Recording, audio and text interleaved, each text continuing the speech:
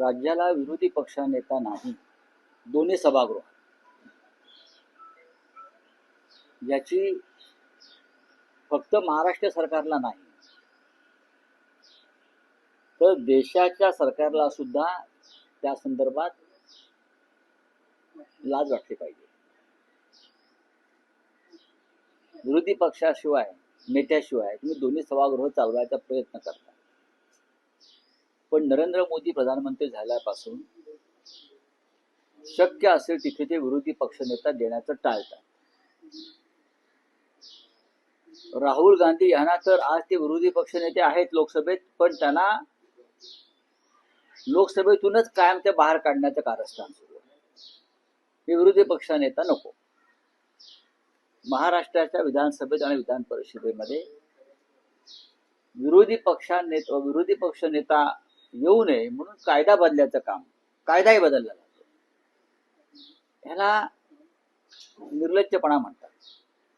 तुम्ही लोकशाही मार्गानं सत्तेवर यायचं, लोकशाही मार्गानं मुख्यमंत्री व्हायचं, मंत्रिमंडळ स्थापन करायचं आणि त्या लोकशाहीत जे विरोधी पक्ष नेत्याला स्थान आहे विधिमंडळात तेवढं टाळून बाकी सगळे उद्योग करायचे. लोकशाहीला कलंक लावणारा एक कृत्य आहे. विधान परिषदेत आणि विधानसभेत विरोधी पक्ष नेता दिला तर तो अनेक विषय घणाघातीपणे मांडेल, अनेक विषयांवरती चर्चा घडवून आणेल आणि सरकारची कोंडी करेल. या भीतीपोटी जर विरोधी पक्ष नेता नेमायचाच नाही सरकारची भूमिका असेल तर हे सरकार एक नंबरचं डरपोक आहे. विधानसभेतल्या विरोधी पक्ष नेते पदासाठी भास्कर जाधव यांचं नाव घेऊन एक कालखंड लोटला.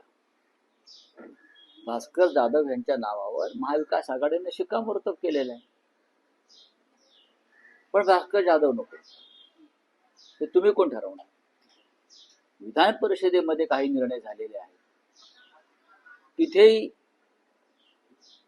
त्या पद्धतीनं विरोधी पक्षाला ते पद द्यायचं नाही यासाठी कारस्थानं केली जातात. हे महाराष्ट्राच्या ज्या मातीतून डॉक्टर आंबेडकर यांनी संविधान निर्माण केलं त्या राज्यामध्ये लोकशाहीची अशी गळचेपी आणि हत्या होत असेल तर त्याची इतिहासामध्ये नोंद होईल. काळ्याकुट्टशाही हे राज्याच्या मुख्यमंत्र्यांनी लक्षात घेतलं पाहिजे. सर, या अधिवेशनात कोणकोणत्या मुद्द्यांवरती विरोधक प्रामुख्याने हे अधिवेशन गाजवतील? विरोधी पक्ष नेत्याचाच विषय आहे. या प्रकरणामध्ये 1 वर्ष झालं विरोधी पक्षानं पत्र दिलेलं आहे मुख्यमंत्र्यांना. नियमांकडे बोट दाखवलं जाते. मुख्यमंत्री म्हणतात तो माझा अधिकार नाही, तो विधानसभा अध्यक्षांचा अधिकार आहे. विधानसभा अध्यक्ष म्हणतात की मी निर्णय घेईन माझ्या अभ्यासानुसार, माझ्या माहितीनुसार मी निर्णय. विधानसभा अध्यक्षांच्या खुर्चीवर जी व्यक्ती बसलेली आहे आणि त्या व्यक्तीचे जे पॉलिटिकल कॅरेक्टर आहे ते पाहता ते निर्णय घेतील की नाही हा पहिला प्रश्न आहे. आणि घेतला तर नक्की काय असेल ही सुद्धा शंका लोकांना आहे ना. जी व्यक्ती जमिनीचा कब्जा करण्यासाठी गावात जाऊन भानगडी करते ते विरोधी पक्ष विधानसभा अध्यक्ष आहे. जी व्यक्ती विधानसभेच्या अध्यक्षतेमध्ये बसून पक्षांतराच्या बाबतीमध्ये तद्दन खोटा आणि भंपक निर्णय देते संविधानाच्या विरोधात, त्यांच्याकडनं तुम्ही काय अपेक्षा करणार? त्याच्यामुळे माझं तर काय म्हणणं आहे की विधानसभा अध्यक्षांवरती अविश्वास ठरावच आणला पाहिजे.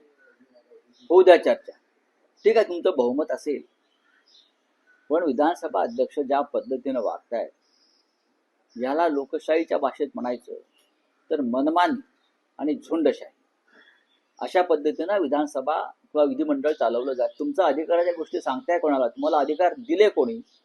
तुम्हाला अधिकार लोकशाहीनं आणि संविधानाने दिलेले आहे आणि त्याच लोकशाहीनं आणि संविधानानं विरोधी पक्ष नेत्याची नेमणूक करण्याची भूमिका घेतलेली आहे. आणि तुम्ही म्हणताय मी पाहिन. तुम्ही कोण? तुम्ही आज आहात उद्या नाही, पण या परंपरा तुम्ही तोडताय. आणि त्या आसनावर बसून तुम्ही व्यक्तिगत स्वार्थ आणि व्यक्तिगत हित पाहताय हे अनेकदा उघड झालंय. हाच मुद्दा विधानसभेत विधिमंडळात आला पाहिजे असं माझं म्हणणं आहे. राज्यसभेच्या उमेदवारांवर कुठेतरी आपल्यामध्ये विसंगत भूमिका अजिबात नाही. कारण तुम्ही एक भूमिका मांडताय नाही, माझी काही भूमिका नाही. एक वेगळी भूमिका मांडताय. आदित्य ठाकरेंची वेगळी भूमिका नाही. आदित्य ठाकरे म्हणतात त्यात चुकीचं काहीच नाहीये. सर्वाधिक मोठा पक्ष आमचाच आहे ना. 20 आमदारांचा पक्ष आमचा आहे, हे आधी मान्य केलं पाहिजे. दुसऱ्या क्रमांकाचा पक्ष आहे काँग्रेस, त्यांचे 16 आहेत आणि राष्ट्रवादी काँग्रेसचे 10 आहेत. त्याच्यामुळे जो निवडून जाणार आहे राज्यसभेचा खासदार तो महाविकास आघाडी म्हणूनच जाईल. त्याच्यामुळे पहिला अधिकार हा शिवसेनेचा आहे. आदित्य ठाकरे याच्यापेक्षा वेगळं बोलले आहेत असं मला वाटत नाही आणि ते चुकीचं असे मला वाटत नाही. नाही, पण उद्धव राऊत साहेब, ठाकरे तुम्ही म्हणतात- काँग्रेस नाही, हायकमांडशी चर्चा करताय या राऊत साहेब, संदर्भात. तुम्ही शरद पवार सातत्यानं बोलता आहात की ज्येष्ठ नेते म्हणून शरद पवारांची इच्छा आहे तुमच्याशी उद्धव ठाकरेंची चर्चा झाली आता प्रश्न असा आहे, माननीय शरद पवार साहेबांची इच्छा आहे असं मी म्हणालो, राईट? त्यात मी काय चुकीचं सांगितलं? ते ज्येष्ठ नेते आहेत, ते महाविकास आघाडीतले नेते आहेत, त्यांनी इच्छा व्यक्त केलेली आहे. आता त्याच्यावरती आम्ही सगळे मिळून एकत्र बसून निर्णय घेऊ. पण सर्वाधिक मोठा पक्ष म्हणून पहिला हक्क हा शिवसेनेचा, हे आधी स्वीकारलं पाहिजे. हीच चर्चा सुरू आहे, यात वेगळं काय आहे? राऊत साहेब, एक विषय आहे.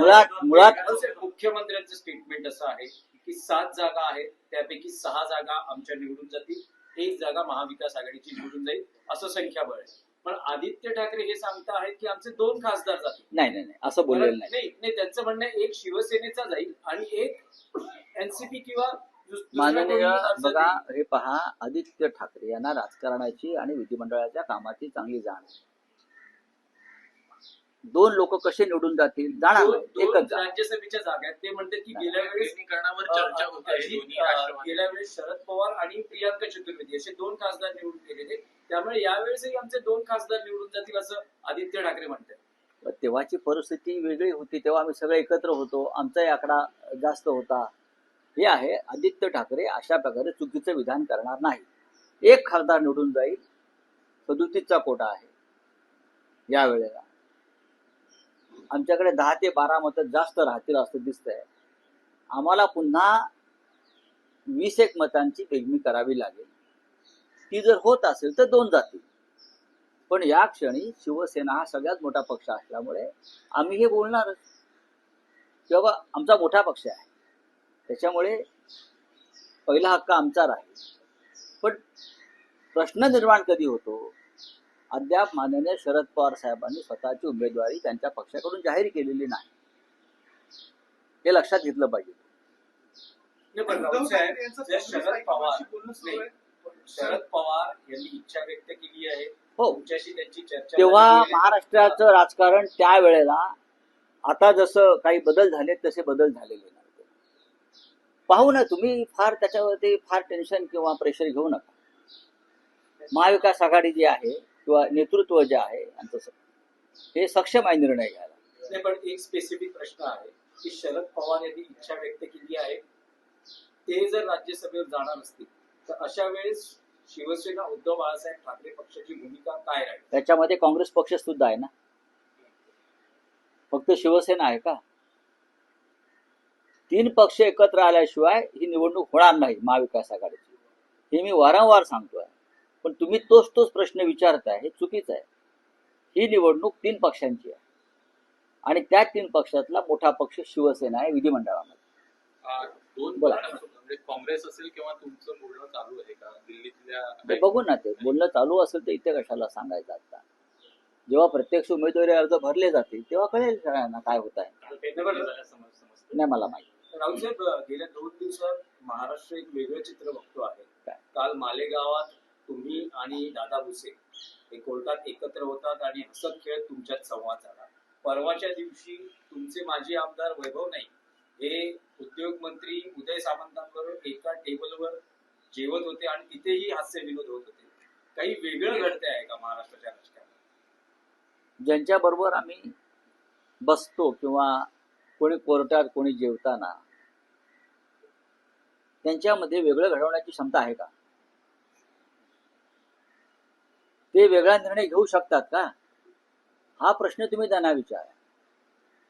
या सगळ्यांचे निर्णय दिल्लीतून घेतले जातात, हे नाही घेऊ शकत. दादा भुसेंचा विषय पूर्णपणे वेगळा आहे. ज्या खटल्या संदर्भात आम्ही सातत्याने एकमेकाच्या विरुद्ध उभे होतो, तो मूळ खटला जो आहे हा अद्वै हिरे यांचा आहे आणि त्याच्यावरती मी भाष्य केलेलं आहे.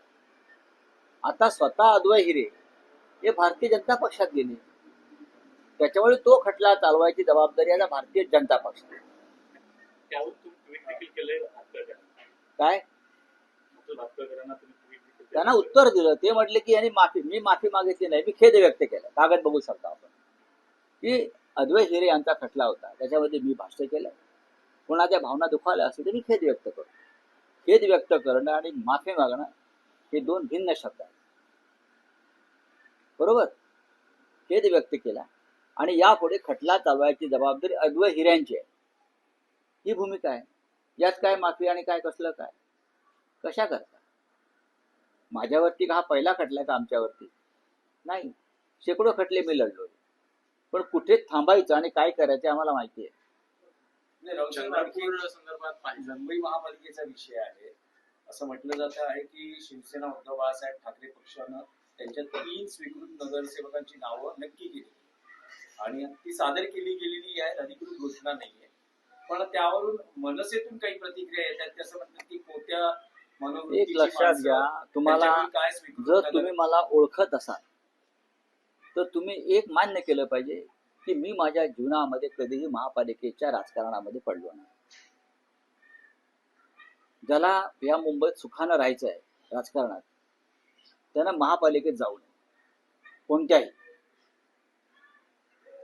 सर्वच महानगरपालिकात काय चालते तुम्हाला माहिती आहे. पण आम्ही त्या तलावाच्या बाहेर असतो. महापालिकेचं राजकारण वेगळं, आम्ही वेगळं काम करतो. त्याच्यामुळे स्वतः पक्ष नेतृत्व त्या संदर्भात निर्णय घेण्यास समर्थ आहे. नाही, पण राऊत साहेब, साहेब, पण राऊत जेव्हा साहेब, तुमची युती होत होती मनसे आणि शिवसेनेची, आजही आहे. त्यावेळेला त्या स्वीकृत नगरसेवक या पदाच्या मुद्द्यावरती तुमचं काही चर्चा झाली होती का? काही ठरलं होतं का? आम्ही आपापसात बोलू ना त्या विषयावर. चर्चा झाली होती का? आम्ही आपापसात बोलू त्या विषयावर. मला माहिती आहे ना काय ते, मी योग्य वेळी बोलेन ना. नाही, राऊत साहेब, पण पण ठाकरे चंद्रपूरचा बंधू महापौर बसलेला ठाकरे आहे. बंधू युतीमध्ये तुम्ही खूप महत्वाची भूमिका बजावली. असं असताना स्वीकृत नगरसेवक पदावरून ज्या काही प्रतिक्रिया येत आहेत, ठाकरे बंधू युतीत मिठाचा खडा पडल्याचं बोललं जातं. लोकांच्या प्रतिक्रिया येत नो कॉमेंट्स. आहेत. चंद्रपूरचा महापौर बसलेला आहे, अजूनही नगरसेवकांवर तुमच्या कारवाई नाही झालेली आहे. कुठंतरी पक्षश्रेष्ठींचं मत आहे की सोबत जायचं भाजप? भारतीय जनता पक्षासोबत जाणं हे पक्षाचं धोरण नाही, अजिबात नाही. मी वारंवार सांगितलंय की तशा प्रकारच्या सूचना या त्या नगरसेवकांना दिल्या होत्या. जर त्यांनी त्या शिस्तीचं उल्लंघन केलं असेल तर आता हळूहळू आम्ही सगळ्या कामातून मोकळे झालो. आम्ही पक्षप्रमुखांशी चर्चा करू या विषयावर. नाही, पण रावसाहेब, चंद्रपूरमध्ये तुम्ही म्हणता की 2 काँग्रेसमध्येच गट होते, त्यामुळे ते पद मिळू शकलं नाही त्यांना. पण हर्षवर्धन सपकाळ असं म्हणतात की शिवसेना उद्धव बाळासाहेब ठाकरे पक्ष पण काँग्रेसचा महापौर होऊ शकतो. नाही, अजिबात नाही, अजिबात. बघा, चंद्रपूरच्या प्रकरणामध्ये 4 दिवसापूर्वी दोन्ही गटांना दिल्लीत का बोलवलं होतं? चंद्रपूरच्या तुम्हाला माहिती आहे. एक विजयराव वडेट्टीवार आमचे मित्र, दुसरा खासदार ताई आहेत धानोरकर, त्यांना दिल्लीत बोलवून समज का देण्यात आली हे आपणही छापलं, आपणही दाखवलं. त्याच्यामुळे चंद्रपूरमध्ये महापौर पद हे काँग्रेसच्या हातून गेले. संपूर्ण खापर शिवसेनेवर फोडता येणार नाही. चला, थँक्यू. ट्रंप को उनकी कोर्ट ने आईना दिखाया कि इधर टेलीफोन ले नहीं सकते, इसका आपका क्या राय है? उसकी मेरी राय है कि उस आईने में हमारे सुप्रीम कोर्ट ने भी देखना चाहिए अपने आप को. भारत के सुप्रीम कोर्ट ने भी वो जो आईना है, वो आईने के सामने भारत के सुप्रीम कोर्ट ने भी खड़ा रहकर देखना चाहिए कि हमारा चित्र उसमें कैसा दिखता है.